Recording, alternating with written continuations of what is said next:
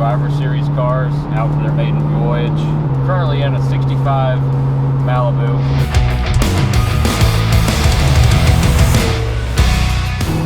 Had a client in Germany, wanted to build a Survivor Series car. Finally made the decision on this 65.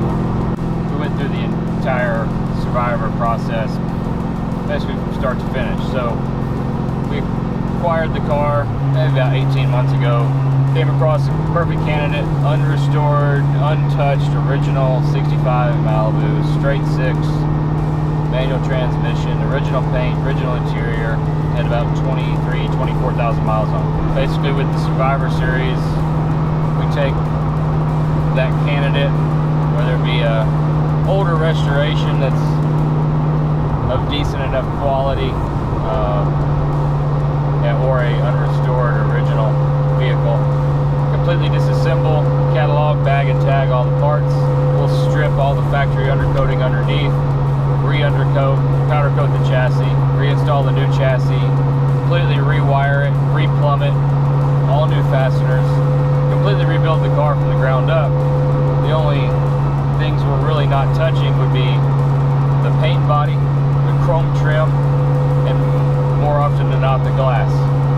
We'll leave all of that in its original as found condition. On this car, because we were doing German tags front and rear, we did have to modify the front and rear bumpers and send those off to have plating work done. Luckily on this car, the bright work and trim was in pretty fair condition already, so the new bumpers don't look out of place. Had the discussion, talk about power. So we chose the LT1 GM Performance crate engine. Then we talked about chassis a little bit. He wanted all the bells and whistles, top of the line, so we went with the FAST TRACK with IRS. He wanted to go with the Brembo brakes, front and rear. Roadster Shop Forgeline OE2s on this. It's basically a three-piece billet wheel machine to mimic a Steely. Some of the other things we add into the Survivor cars is power windows, all new gauges.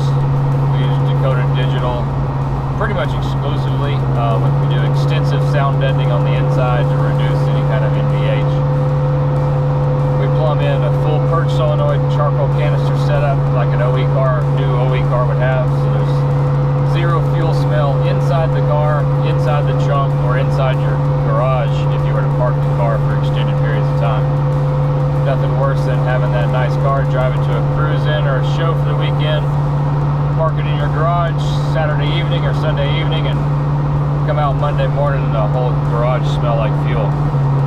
We're very mindful of leaks, noises, rattles,